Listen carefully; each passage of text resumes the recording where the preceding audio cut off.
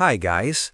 This is Mr. AI Anime at welcome muli dito sa ating channel. Ito na mga tol, Sakamoto Days Chapter 248. Gaya lang dati, bago tayo magsimula, huwag kalimutang mag-subscribe at i-like ang video na ito dahil napakalaking tulong niyan sa ating channel. Bale, natapos ang ating last chapter sa Sakamoto Days kung saan nagpatuloy ang matinding sagupaan ni Nagumo at Mr. Oki sa loob ng kasino. Isa-isang winasak ni Mr. Oki ang mga sandata ni Nagumo gamit ang kanyang sibat hanggang sa tuluyang maubos ang mga ito at mawalan ng kumpiyansa si Nagumo. Ngulit biglang sumagi sa isipan ni Nagumo si Taro Sakamoto na nagbigay sa kanya ng panibagong lakas upang muling lumaban. At sa isang iglap na isinakatuparan niya ang kanyang plano at matagumpay na napabagsak si Mr. Oki gamit ang naputol na invisible blade. Ngayong ay atin ang simulang talakayin ang susunod na chapter ng Sakamoto Days at ito ay ang chapter 248. Nagsimula ang chapter kung saan may tatlong miyembro ng bagong JAA ang nasa labas at tila may nakita sila na kanilang ikinagulat. Ang kanilang nakita ay si Nagumo at ito ay nakahandusay sa sahig at walang malay. Sinabi ng isa sa mga miyembro ng JAA na hindi ba si Nagumo ito? Ang isa sa mga nakalagay sa Special Wanted List? Bakit siya narito? Napansin ng isa na lubhang sugatan ito. Habang napatanon naman ng isa kung patay na ba siya dahil hindi ito gumagalaw. Nagkaroon ng ideya ang isa na sabihin nila sa kanilang mga boss na sila ang pumatay dito upang makuha ang patong sa kanyang ulo na sinang-ayunan naman ng isa. Ngunit sa isang iglap lamang ay biglang naputol ang kanilang mga ulo ng sabay-sabay. Makalipas ang ilang minuto ay biglang bumangon si Nagumo at nagulat sa kanyang nakita dahil nasa kanyang harapan ang tatlong kasapi ng bagong JAA na wala ng buhay.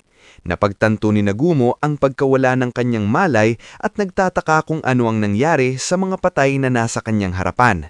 Nang pagmasdan ni Nagumo ang kanyang paligid, may nakita itong hindi niya inaasahang mangyari. Samantala, inilipat ang scene sa pagpapatuloy ng laban ni Shishiba at Gozo na naantala dahil sa muling pagbuhay ni Taro Sakamoto. Makikita sa panel na patuloy na inaatake ni Shishiba si Gozo gamit ang kanyang martilyo. Ngunit nagagawa niya itong pigilan gamit lang ang kanyang mga kamay. Sila ay naglalaban sa gitna ng kalsada kung saan may mga sibilyan sa kanilang paligid na nagpapanik. Bahagya namang natawa si Gozo na napansin ni Shishiba at tinanong niya ito kung ano ang pinagtatawanan niya.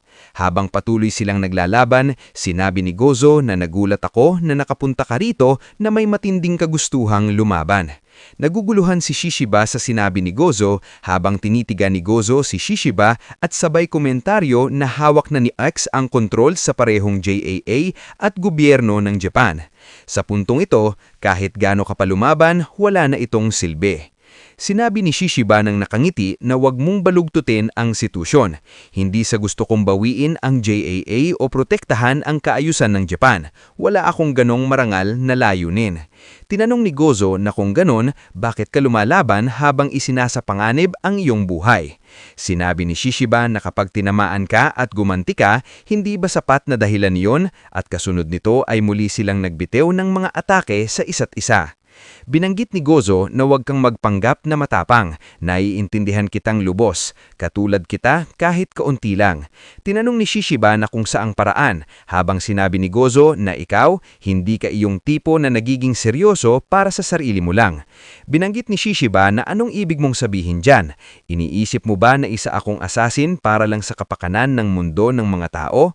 Habang sinabi ni Gozo na sino bang ang nakakaalam. Habang sinasabi ni Shishiba na tanga si Gozo at karapat dapat mamatay, gumanti si Gozo at nagpakawala ng kidlat. Sabay sabing, sasabihin ko rin sa iyo ang sinabi mo sa akin. Bago pa man tamaan si Shishiba ng kidlat na nasa kamay ni Gozo, tumalon siya paatras at matagumpay na nakaiwas. Ngunit hinabol siya ni Gozo hanggang sa mahawakan niya ang suot nitong necktie. Kasunod nito ay hinila siya ni Gozo at inangat ang kanyang kanang kamay upang magbitim ng isang matinding suntok patungo sa mukha ni Shishiba. Ngunit sa mabilis na pangyayari, biglang kumilos si Shishiba at ginamit ang kanyang martilyo upang unahan sa pagdatake si Gozo. Nagtamo ng pinsala si Gozo sa kanyang kanang balikat at tumalsik ang kanyang dugo habang bakas sa kanyang mukha ang pagkagulat sa nangyari. Habang pinagmamasdan niya si Shishiba na nasa kanyang likuran, pumasok sa kanyang isipan na napakabilis ng kanyang katunggali. Samantala, ang mga tornilyo na nakabaon sa poste na nasa tabi ni Shishiba ay binunot niya gamit ang kanyang sandata at saka niya ito pinatalsik patungo sa kinaroroonan ni Gozo. Ang ginawa ni Shishiba ay pagkatapos kunin ang mga tornilyo sa kalagitnaan ng kanilang lutong sa ere, ay inihampas niya ito gamit ang kanyang martilyo na dumiretso sa kanyang katunggali. Hindi nakaiwas si Gozo at tinamaan ito sa iba't ibang parte ng kanyang katawan. At kasunod nito ay sinabihan siya ni Shishiba na ano ang nangyayari sa kanya, na para bang may problema ito, at mariing binanggit din niya na panatilihin na ibuhos ang lahat ng kanilang lakas sa kanilang laban. Bakas sa mukha ni Gozo na nasaktan siya sa tinanggap nitong atake habang pinagmamasdan niya si Shishiba. Habang muli namang nagsalita si Shishiba at sinabi na may halong pangmamaliit na mukhang hindi rin pala libre ang kuryente. Hindi ba oras para mag-recharge ka?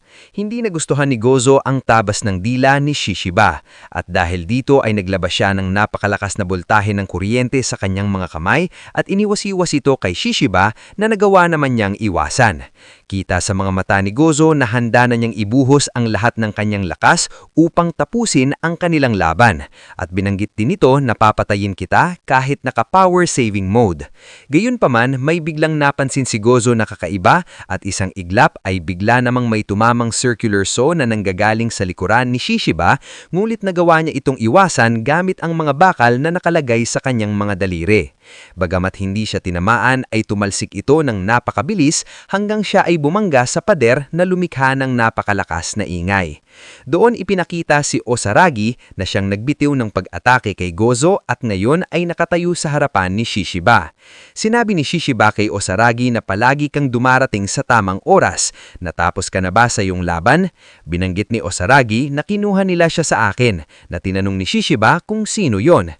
Sinabi ni Osaragi na si Taro Sakamoto ang kumuha ng kanyang laban at ang tinutukoy nito ay si Mr. Bear.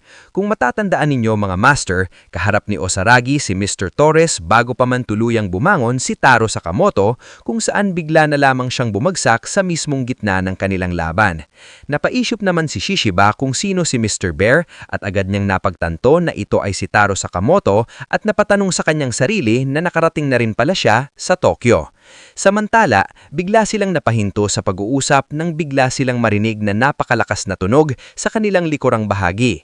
Nang tignan nila kung saan nanggagaling ang tunog, nakita nila ang billboard na pachinko na may mga kuryenteng lumalabas sa paligid. Ang pagdating ni Osaragi ay nagbigay ng pagkakataon kay Gozo na makatakas. Tumungo siya sa isang pachinko bar o parang kasino kung saan nagawa niyang mag-ipon muli ng kuryente sa kanyang katawan. Makikita sa panel na hawak ni Gozo ang mga kuryenteng nanggagaling sa pachinko at ito ay nasa labas na ng bar. Patuloy na kinukuha ni Gozo ang kuryenteng nangmumula sa syudad at habang naglalakad sinasabi nito na umaapaw ng kuryente ang lungsod. Marami akong mapagkukunan para makapag-charge. Inihanda ni Shishiba ang kanyang sandata at mariing binanggit na napakayabang mo naman, huwag kang magnakaw ng kuryente, pulubi ka. Handa na rin si Gozo upang muling umatake at baka sa kanyang mukha ang paninindigang muling lumaban habang muling pinaandar ni Osaragi ang kanyang circular saw. Nang silang tatlo ay handa na, sabay-sabay nilang sinugod ang isa't isa. Tumalon si Gozo patungo sa kanila at makikita na may napakalakas na kuryenteng nakalitaw sa magkabila nitong mga kamay. Nasa harapan niya naman si Shishiba na may hawak na martilyo sa kanyang dalawang kamay. Habang sa likuran ay naroon si Osaragi na handa ng ihagis ang kanyang napakalaking sandata. So ayun na ang kabuuan ng video natin. At kung nagustuhan mo ay huwag mo sanang kalimutang mag-iwan ng like at subscribe dahil napakalaking tulong na yan para sa ating channel. Maraming salamat. This is Mr. AI Anime and see you guys again on my next video.